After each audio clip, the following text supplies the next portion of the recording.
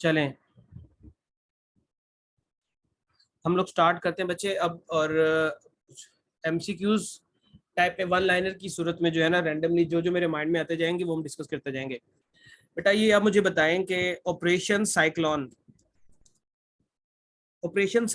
कब हुआ था?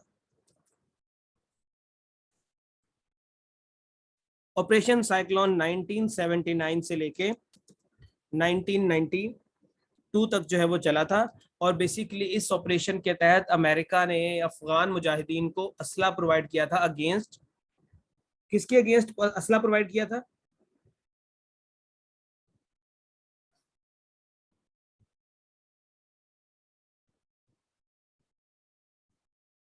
रशिया के अगेंस्ट, यूएसएसआर के अगेंस्ट जो है वो असला प्रोवाइड किया था।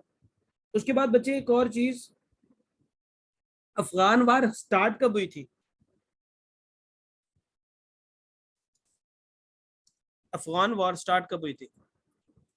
It was started in 1979। Last Afghan leader जो कि, ये भाई जो शनीम है या जो भी है ना, ये बराए मेहरबानी थोड़ा सा ख्याल करें, नहीं तो फिर हम इनका ख्याल कर लेंगे। अफगान वार जब, कोई बात बेटा कोई बात नहीं। अफगान वॉर 1979 में, और आखिरी अफगान लीडर जो कि मुजाहिदीन के हक में जिसने रिजाइन किया था, जाहिर शाह तो लास्ट किंग था ना, ये था नजीबुल्ला। नजीबुल्ला ने 1992 में जो है वो रशियन ट्रूप्स के जाने के बाद भी नजीबुल्ला हुकूमत में रहा, और फिर 1992 में मुजाहिदीन को बढ़ता हुआ देखकर इसने जो है रिजाइन कर दिया। Najibullah was the last person. इसके बाद बच्चे जेनीवा अकॉर्ड, ये किस साल में हुआ था और कौन से ममालिक के दरमियान में हुआ था?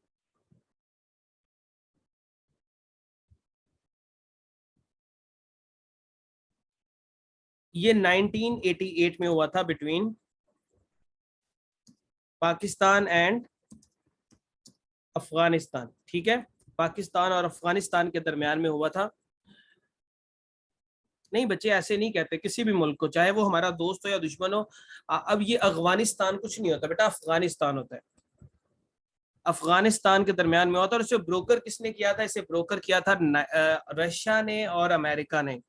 और इस अकॉर्ड में ये हुआ था कि पाकिस्तान और अफगानिस्तान एक दूसरे के टेरिटरी में किसी किस्म की इंटरफेरेंस नहीं करेंगे, और पाकिस्तान जो है वो पीसफुली अफगान रिफ्यूजीज को वापस अपने मुल्क में जो है वो आने देगा।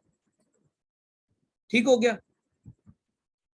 तो ये जो है वो आपका क्या कहलाया, इसको इसको जनीवा अकॉर्ड जो है वो कहा गया।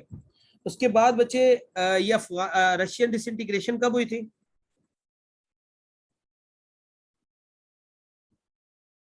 बेटा ऑब्वियसली जब नाम जनीवा अकॉर्ड है तो जाहिर सी बात है ये कहां पर हुआ होगा, अगर जनीवा अकॉर्ड इसका नाम है।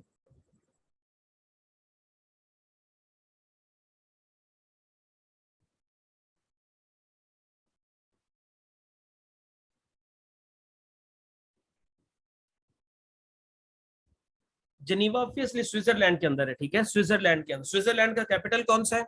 Burn is the capital of Switzerland.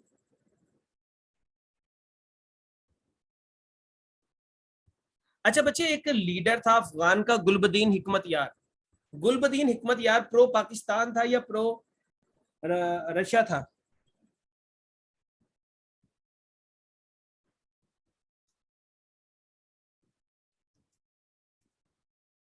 पक्की बात है प्रो यूएसएसआर था?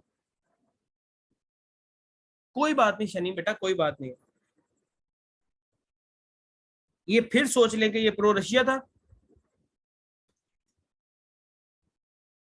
गुलबदीन हिकमत यार वाज गोरिल्ला फाइटर।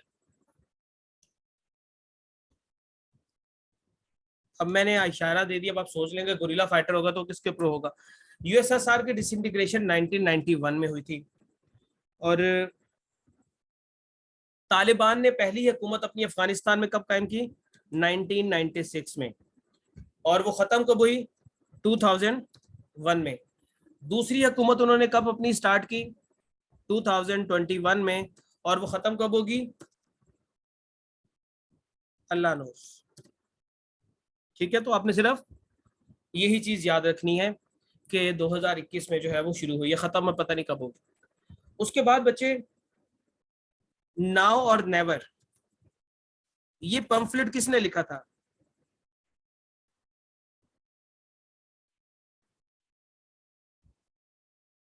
नाउ और नेवर पंफलेट किसने लिखा था?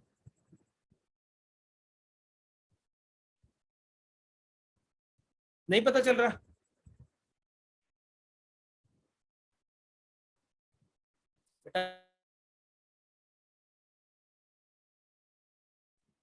जी बेटा, ये नाउ और नेवर पंफलेट किसने लिखा था?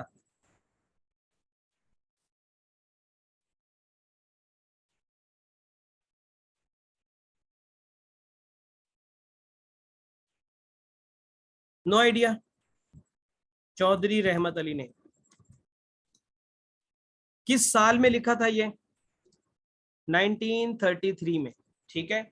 और इन्होंने जो पाकिस्तान का लफ्ज यूज किया था उसमें पाकिस्तान की स्पेलिंग क्या थी? पाकिस्तान, पाकिस्तान या पाकिस्तान, कौन सी स्पेलिंग थी?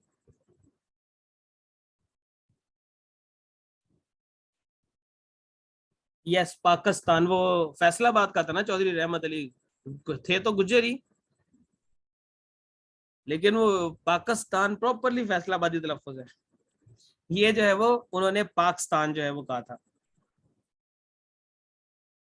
पाकिस्तान। ठीक है। आई जो है वो बाद में हमने ऐड किया है, पहले पाकिस्तान था। और पाकिस्तान नेशनल मूवमेंट भी इन्होंने ही स्टार्ट की थी। उसके बाद बच्चे आर्या समाज, आर्या समाज के फाउंडर कौन थे? ये नाम आपने याद रखना है, पेपर में आ जाएगा। दयानंद सरस्वती।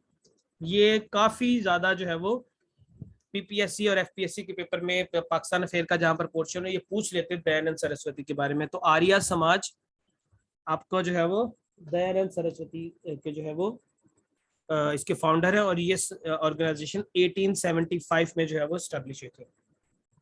उसके बाद मुस्तफा कमाल अतातुर्क, इनकी वफात कब हुई थी? इनकी वफात हुई थी 1938 में, बट इनकी पैदाइश कब हुई थी? इनकी पैदाइश होती है बेटा 1881 में। He is known as the father of modern Turkey.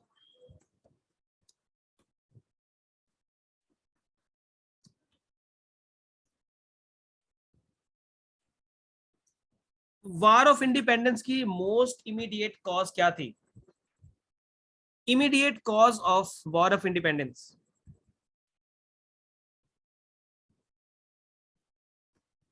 Greased cartridges. Greased cartridges जो है वो वॉर ऑफ इंडिपेंडेंस की इमीडिएट कॉज थी। ठीक है। और वो कहते थे जी वो कारतूस पिग की चर्बी से या काऊ की चर्बी से बने हुए हैं, तो वो कारतूस जो है वो वजह बने थे। और कौन से साल में ये वॉर ऑफ इंडिपेंडेंस हुई थी? It was in 1857। और ये कहां से स्टार्ट हुई थी? It was started from Meerut. ये मेरठ से जो है वो स्टार्ट हुई थी।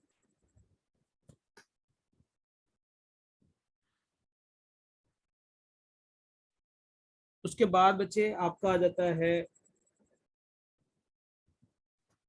औरंगजेब आलमगीर की वफात कब हुई थी?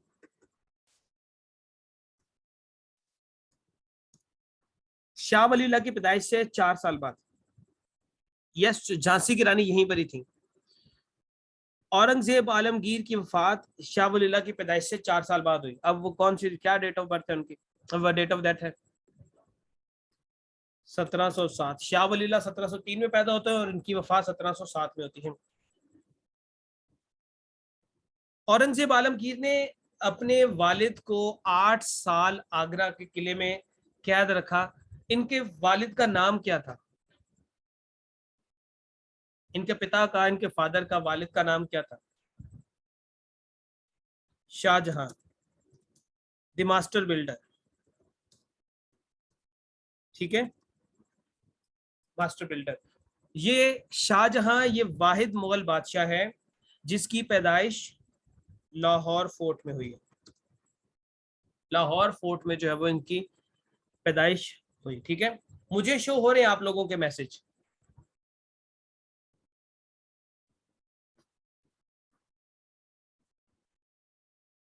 इसको तख्त कब मिला था औरंगजेब आलमगीर को? इसको तख्त किस साल में, वफात तो 1707 में, इसे तख्त किस साल में मिला था? तख्त मिला था 1658 में, 1658 में। दीन इलाही किस खबीस बादशाह की इख्तरा थी? अकबर की।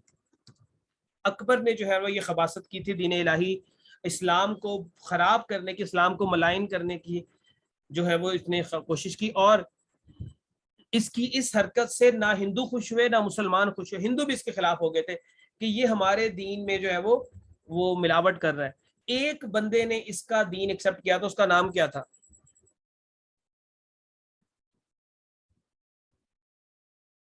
No, it was I think Birbal. Birbal was the person जिसने ये दीन एक्सेप्ट किया था, और किसी ने एक्सेप्ट किया था। मशवरा भी उसी ने दिया था ना, मशवरा भी उसी ने दिया था। तो उसने कहा था जेड़ा मशवरा बोले वही कुंडी खोले, मशवरा देता था पहले तू तो दीन बेचा आना, बाकी कम बात से करेंगे।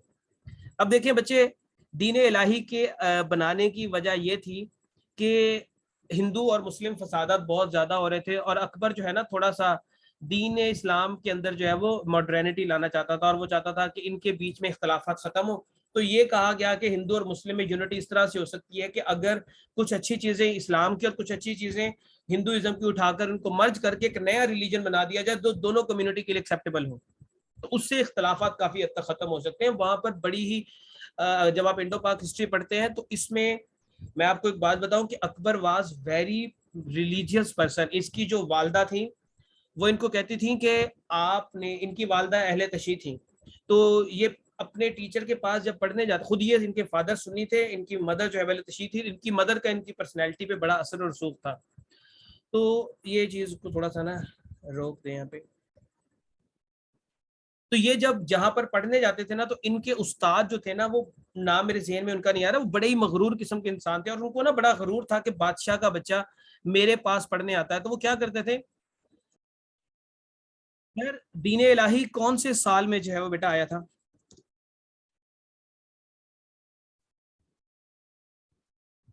82 में, 1582 में। अच्छा बच्चे, एक और मुगल बादशाह भी है जो कि, दो मुगल बादशाह पाकिस्तान में पैदा हुए हैं, एक तो शाहजहां हो गया, दूसरा कौन है?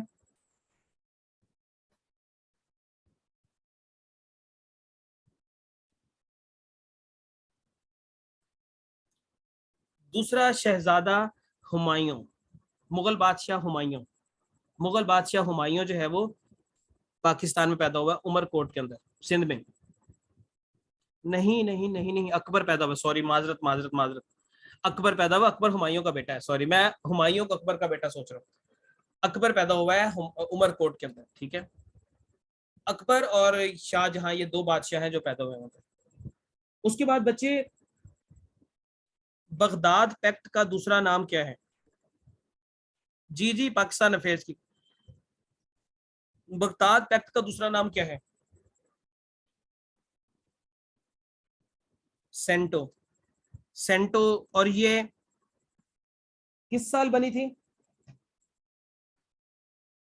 1955 में बनी थी। And in which year it dissolve?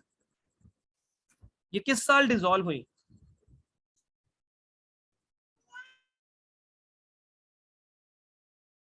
और ये किस साल डिसॉल्व हुई?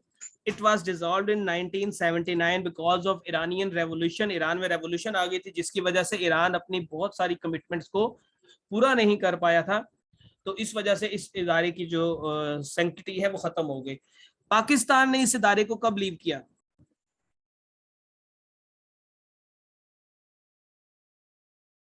1979 में।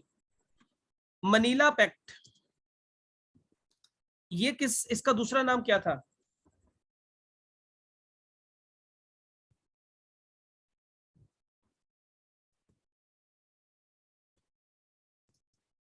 ये कौन से साल में बनी थी? 1954, 1954। और ये डिसॉल्व किस साल हुई? 1977 में। 1977 में डिसॉल्व होगी। पाकिस्तान ने इसको कब लेफ्ट किया?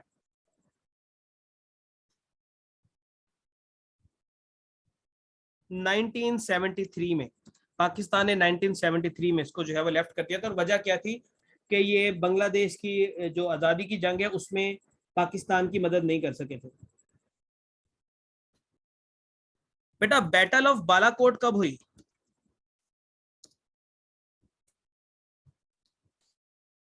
बैटल ऑफ बालाकोट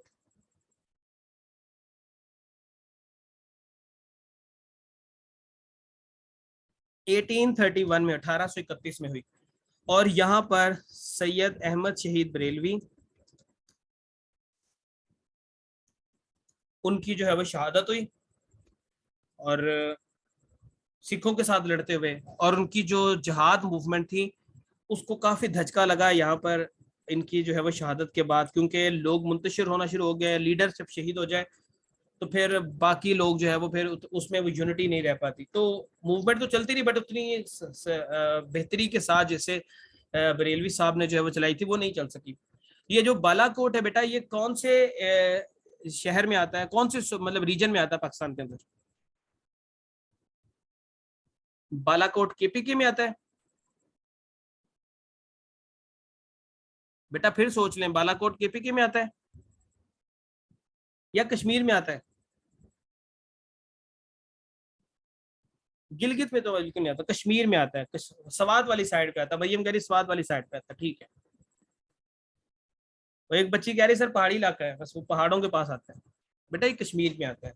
बालाकोट जो है वो, यहाँ पर जलजला जब आया था 2005 का, तो यहाँ पर तबाही भी काफी सारी जो है वो हुई थी। और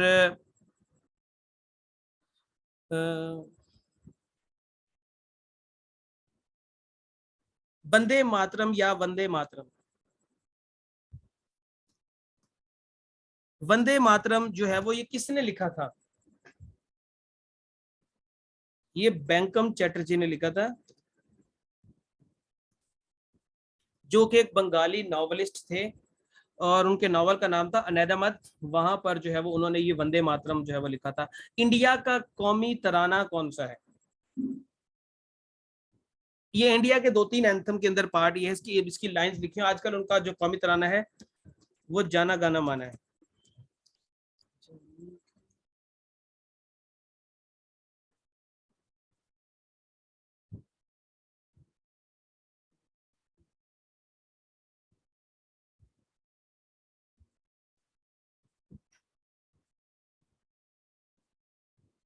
अल्लामा इकबाल ने तराना हिंदी लिखा था। तराना हिंदी, जिसका नाम था सारे जहां से अच्छा हिंदुस्तान हमारा, वो था।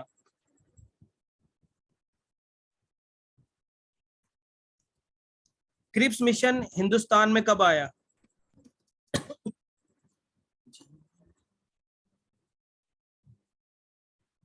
1942 में। ठीक है। क्विट इंडिया मूवमेंट कब स्टार्ट हुई?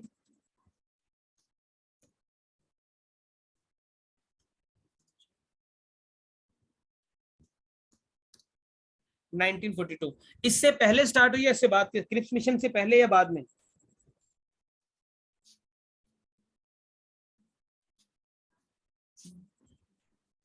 ये इसके बाद स्टार्ट हुई। जो आपकी मूवमेंट है ये बाद में स्टार्ट हुई थी। उसके बाद गांधी जिना टॉक्स कब हुई?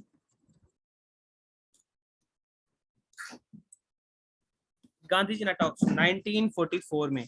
और गांधी जिना टॉक्स किस चीज को बेस बनाकर की गई? किस चीज की बेस पर ये हुई थी? किस चीज को बेस बनाकर जो है वो ये हुई थी? ये हुई थी राजा जी फार्मूला को। राजा जी फार्मूला, जिसको CR फार्मूला भी बोलते हैं। ये फार्मूला 1944 में राजगोपाल आचार्य ने जो है वो दिया था। Rajagopal Acharya was the second governor general of India. First governor general of India कौन थे?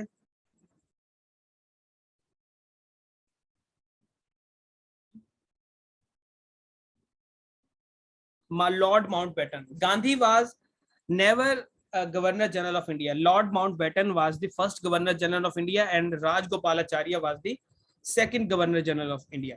उसके बाद बच्चे ये जो राजा जी फार्मूला था ना, इसमें उन्होंने ना ये कहा कि आप रेफरेंडम करवा लें उन इन इलाकों में जो कि जहां पे लगता है कि आप मुस्लिम मेजोरिटी में है, सारे सूबों में आप रेफरेंडम करा लें, और अगर रेफरेंडम हो जाता है और जहां पे मुसलमानों को मेजोरिटी वोट मिलेगी, उन इलाकों को पाकिस्तान का दर्जा दे दिया जाएगा, और अभी आप मिलके हमारे साथ कोशिश करें हिंदुस्तान को आज़ाद कराने की, फिर उसके बाद हम आपको अलग कर देंगे। और ये भी उन्होंने प्लान किया था कि यूनाइटेड फोर्सेस होंगी इंडिया और पाकिस्तान की। मतलब इस तरह का फार्मूला जब पाकिस्तान अफेयर हम पढ़ेंगे तो मैं आपको डिटेल में इसके बारे में समझाऊंगा कि सीआर फार्मूला था क्या एक्चुअली। उसके बाद बच्चे अभी मेरे जहन में एक सवाल इसका आया था।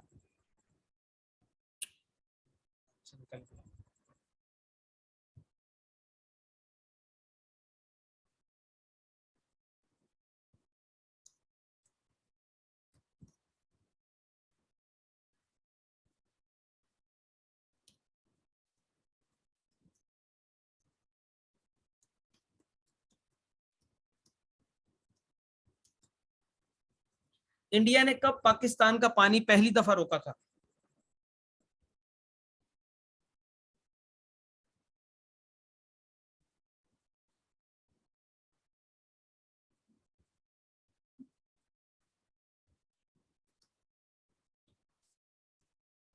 नाइनटीन 48 को, 1 अप्रैल 1948 को जो है वो इंडिया ने पाकिस्तान का पानी पहली दफा रोका था कायदे आजम की जिंदगी में।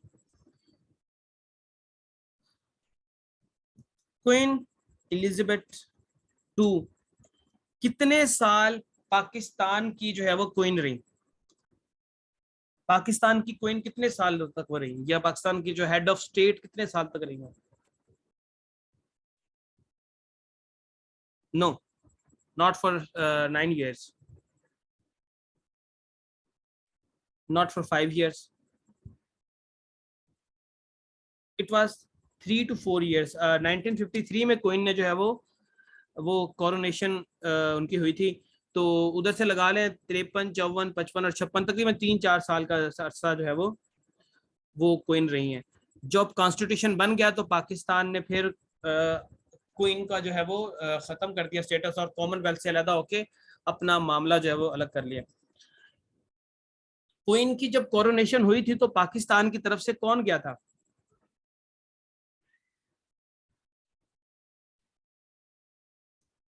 शायद मोहम्मद अली बोगरा, शायद नहीं, कंफर्म है मोहम्मद अली बोगरा जो वजीर आजम थे पाकिस्तान के, वो उस वक्त गए थे। उसके बाद बच्चे इंडिया के ऊपर ये जो क्वीन है कितना अरसा उनके ऊपर रूल किया क्वीन ने? इंडिया की हेड ऑफ स्टेट कितने अरसा रही हैं ये?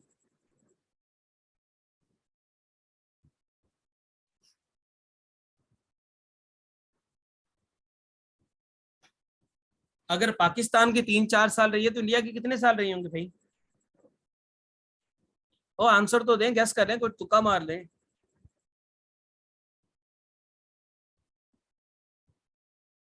Very good, very good. Iqra ने बिल्कुल सही आंसर दिया है, 0 years। 0 years, क्योंकि इंडिया ने 1950 में अपना कॉन्स्टिट्यूशन बना लिया था, और क्वीन जो है वो 1953 में उनकी कोरोनेशन हो रही है। इस वजह से इंडिया की वो कभी भी नहीं रही हेड ऑफ स्टेट। अच्छा मुझे एक बात बताएं, अगर पाकिस्तान क्वीन को या किंग चार्ल्स को ही अपना वो बना लेता हेड ऑफ स्टेट, तो क्या इससे पाकिस्तान को पॉलिटिकल फ्रंट पे कोई फेवर मिल सकती थी?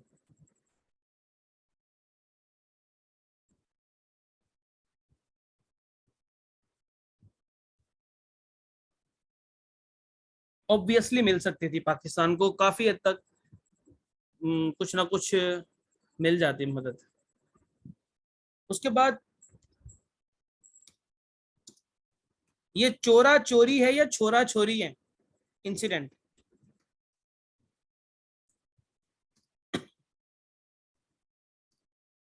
इकोनॉमिकली तो मिलती, ये आपको मिलिटरीली भी मिल सकती थी सपोर्ट, और दूसरे भी पॉलिटिकल इश्यूज पे आपको सपोर्ट मिल सकती थी। चोरा चोरी इंसिडेंट जो है वो 1922 में हुआ था। उसके बाद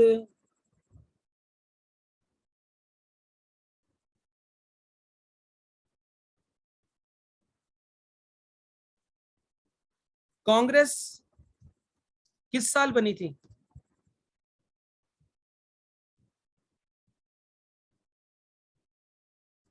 85 में। किसने बनाई थी? एओ ह्यूम ने। एओ ह्यूम बाय प्रोफेशन क्या थे? एओ ह्यूम बाय प्रोफेशन क्या थे? सिविल सर्वेंट थे। पहले कांग्रेस के जो है वो प्रेसिडेंट का नाम क्या था? डेंटिस्ट थे। वो किसके दांत निकालते थे? अपने दांत निकालते होंगे।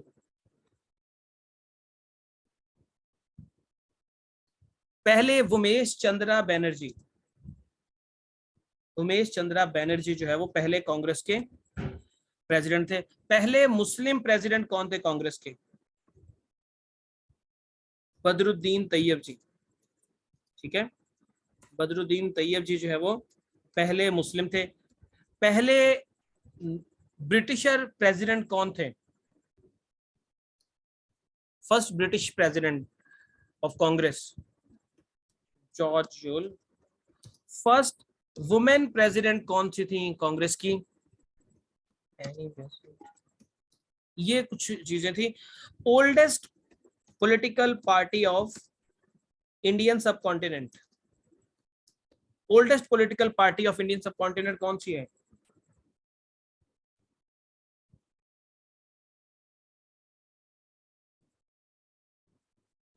Congress. Congress is the oldest political party. और ये अभी पार्टी एग्जिस्ट करती है या ये इसको ये डिसॉल्व हो गई है पार्टी?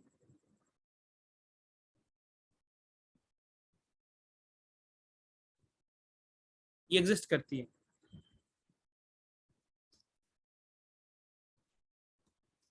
डॉक्ट्रिन ऑफ लेप्सी कि ये कब आई थी? लॉर्ड डालहाउसी ने जो है वो इसको इंट्रोड्यूस कराया था। लॉर्ड डालहाउसी, इन्होंने इसको इंट्रोड्यूस किया था। और कौन से साल में इसको इंट्रोड्यूस किया था? नो नो नो, मैंने उस दिन भी बताया था, मैंने मिस्टेकनली सरोजिनी नायडू कह दिया था, एक्चुअली एनी बेसेंट थी।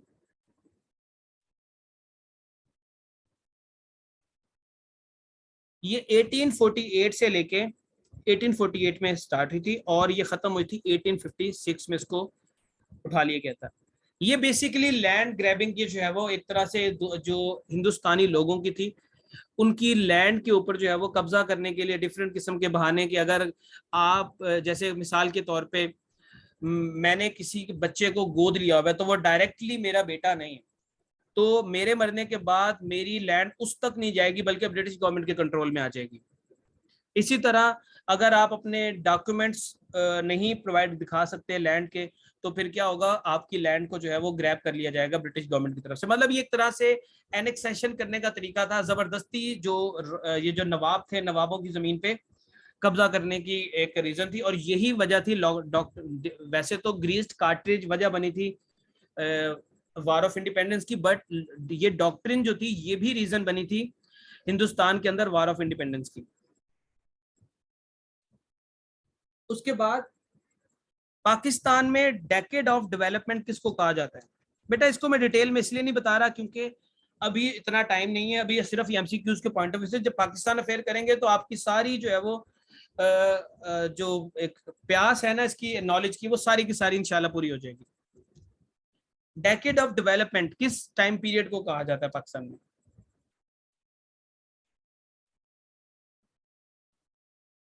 1958 टू 1968। और ये टाइम पीरियड किसका है?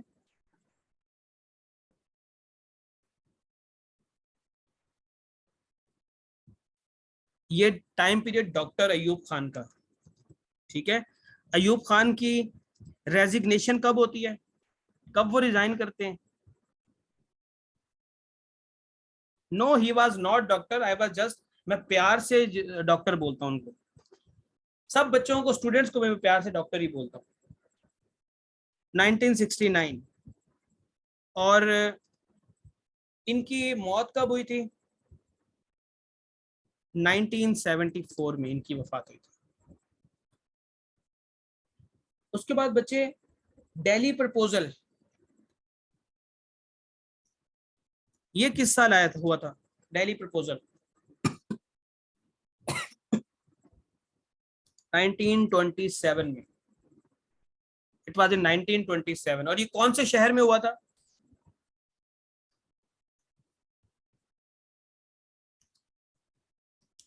आगरा में। खुदा का खौफ करे, दिल्ली प्रपोजल है तो कहां पर, दिल्ली में ही हुआ होगा ना। डे ऑफ डिलीवरेंस अमृतसर में किधर से हो गया? डे ऑफ डिलीवरेंस कब मनाया जाता है? 1939 में। इसके बाद Durand line, it is a border between Pakistan and Afghanistan, not Afghanistan, it is Afghanistan. Pakistan and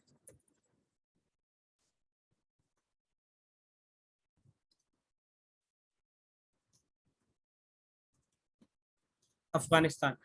ये कौन से साल में ये बॉर्डर ड्रा हुआ था? It was in 1893। किन के दरमियान में हुआ था? मोर्टिमर ड्यूरेंट एंड कौन थे? उनका नाम है अमीर, अमीर थे उस वक्त अब अफगानिस्तान के, अब्दुल रहमान। बस इसलिए बॉर्डर लेंथ चेंज होती है तो इसलिए आप उसे याद ही ना करें। बॉर्डर लेंथ चेंज होती है, आप उसे याद ना करें, बस आप 2200 या 2600 वाला फिगर माइंड में रखें। अगर वो ऑप्शन में आए तो पता चल जाएगा, अदरवाइज ये नहीं पूछते बॉर्डर लेंथ, अब आपसे नहीं पूछेंगे, बेफिक्र हो जाए। कोई पुरानी जो एमसीक्यूज की फाइल हो ना कहीं पे, या कोई वेबसाइट हो, तो वहां से आप नजर मार लें तो आपको जो डेट मिलेगी बस उसको रटा लगा लें, वही ठीक है। गूगल पे सर्च ना करें, काफी मिस्टेक्स हैं इस डेट में।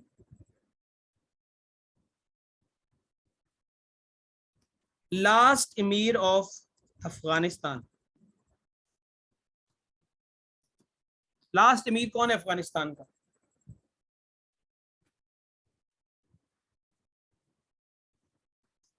जाहिर शाह। लास्ट किंग ऑफ या शाह ऑफ ईरान, ईरान का आखिरी शाह कौन है? नसीम शाह,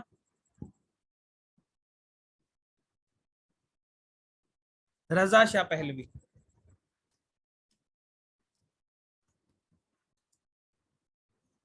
रजा शाह पहलवी।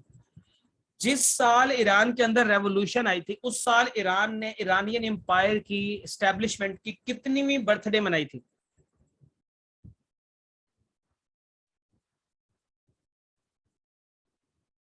शायद 2500 साल जो है वो पूरे हो गए थे, वो जो है वो बर्थ मनाई थी। उसके बाद बच्चे आपका आ जाता है east India company. Company east India company जो है वो किस साल स्टैब्लिश हुई थी?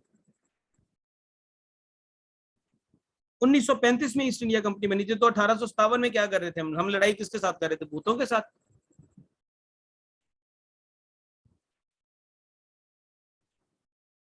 ईस्ट इंडिया कंपनी बच्चे सोचे जरा कि 1935 में तो नहीं बन सकती ना east India company. East India company बनी थी 1600 में, 1600 में जो है वो बनी थी। और ईस्ट इंडिया कंपनी ने फर्स्ट फैक्ट्री कहां पर लगाई थी? फर्स्ट फैक्ट्री सूरत में लगाई थी, ठीक है। फर्स्ट फैक्ट्री जो है स्टैब्लिश की गई थी वो सूरत में लगाई गई थी। उसके बाद एट्थ अमेंडमेंट पाकिस्तान में किस साल में हुई? बस ये बच्चे खत्म कर रहा, बोर ना हो, मैं बस अभी खत्म करवा रहा हूँ इसको।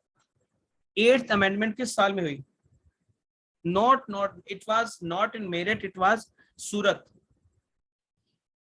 ये 1858 में खत्म हो गई थी। ईस्ट इंडिया कंपनी 1858 में इसको डिसॉल्व करके वापस इनको बोरी बिस्तरा पकड़ा के यूके भेज दिया गया कि वापस जाओ उधर जाके काम करो। एट्थ अमेंडमेंट कब हुई थी बेटा? It was in 1985 and this amendment was done by mister Ziaul हक।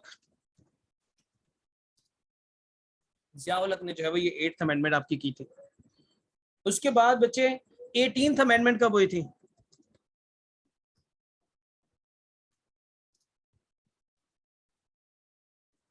अप्रैल 2010 के अंदर जो है वो ये अमेंडमेंट हुई थी।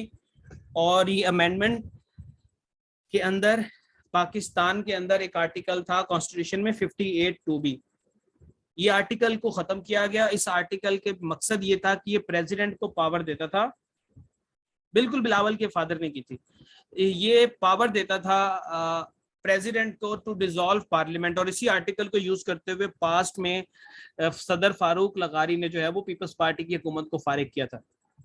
सदर फारूक लगारी ने किस वजीर आजम जो कि पीपल्स पार्टी के थे उनको फारिग किया था?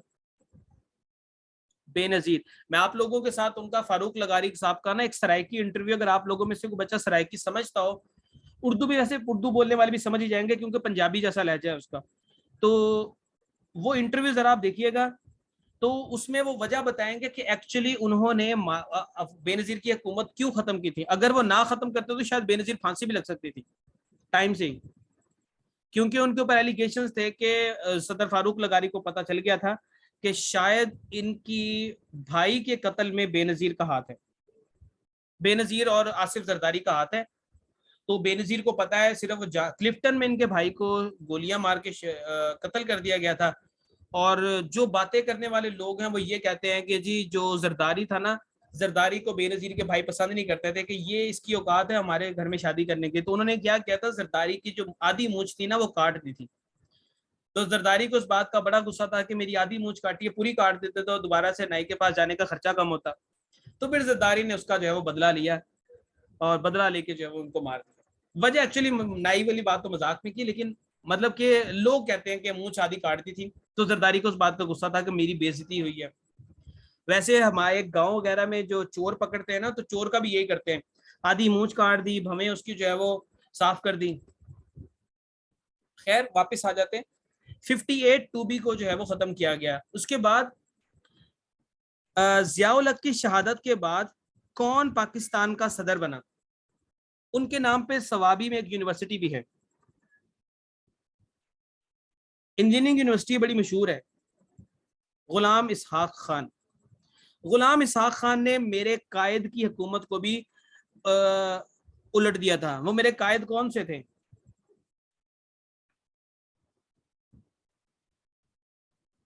मियां मोहम्मद नवाज शरीफ, MMNS, ठीक है, मियां साहब जो थे वो उनको उल्टा था। हिंदी उर्दू कंट्रोवर्सी कब हुई थी? हिंदी उर्दू कंट्रोवर्सी 1867 में। और ये कहां से शुरू हुई थी? ये वहां से शुरू हुई थी जहां की साड़ियां बड़ी मशहूर है, बनारस।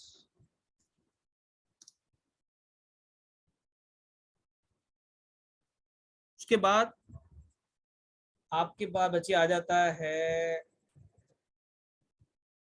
Indian independence act.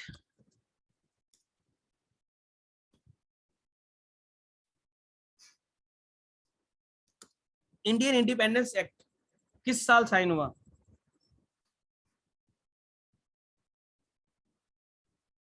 मेरे पास एक स्टूडेंट पढ़ती हैं जीके की क्लास में, और पता नहीं वो यहाँ पर बैठी है कि नहीं बैठी। वो रिसेंटली माइग्रेट होके आए हैं इंडिया से, उन्होंने मतलब कोई 15 या 20 साल उन्हें हुए इंडिया से माइग्रेट हुए, वो बनारसी हैं। इंडियन इंडिपेंडेंस एक्ट, जी बच्चे, 18 जुलाई 1946 या 47, 47, 18 जुलाई 1947 को इंडियन इंडिपेंडेंस एक्ट जो है वो है। प्राइम मिनिस्टर कौन थे उस वक्त जब हिंदुस्तान और पाकिस्तान आजाद हुए?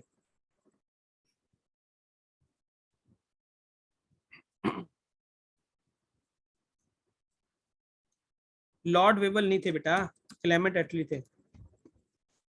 क्लेमेंट एटली का ताल्लुक किस पार्टी से था?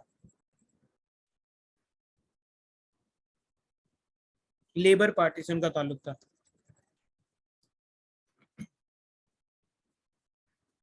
अभी जो ये जो लिज ट्रुस हैं, ये जो है वो किस पार्टी से ताल्लुक रखती हैं? British prime minister.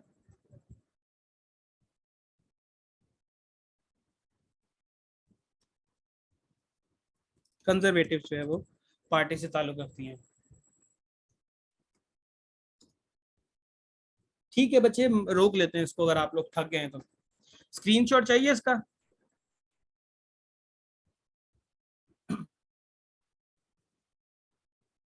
अच्छा बेटा, आप लोगों को एक चीज अनाउंस करनी थी कि ये संडे जो है वो मैथ की रिवीजन का होगा। हम लोगों ने जितने मैथ के टॉपिक किए हैं आप उनको पढ़ के आइएगा। मैं हर टॉपिक का एक एक दो दो सवाल, एक सवाल खुद करूंगा, एक आपसे करवाऊंगा, और वो रिवीजन क्लास होगी, उसके बाद मैथ्स दोबारा से नहीं होगी, ठीक है?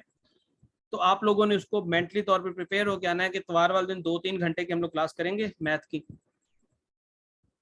तो आप लोगों ने उसके लिए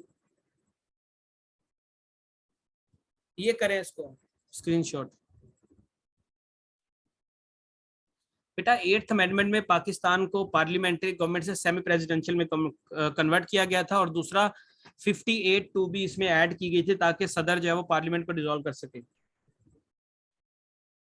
आज सारी वीडियोस जो है वो अभी थोड़ी देर में मैं अपलोड करवा दूंगा, बेफिक्र हो जाए आप लोग। प्रीवियस मुझे बता दें कि किस डेट से मिसिंग है वीडियोस फेसबुक पे, वो वाली वहां से अपलोड हो जाएंगी, मुझे डेट बता दें।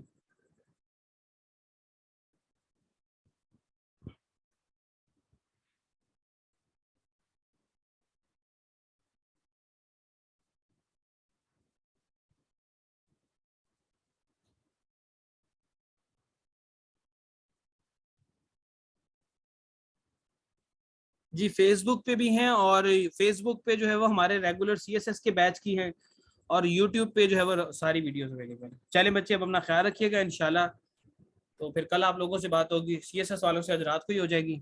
तो जो सीएसएस वालों को मैंने काम कहा है अपना एसए लिखने का, तो वो मुझे क्लास से पहले जो है वो सबमिट करा दें। क्लास के दौरान जिस बच्चे ने भी सेंड किया तो उसका एक्सेप्ट नहीं होगा।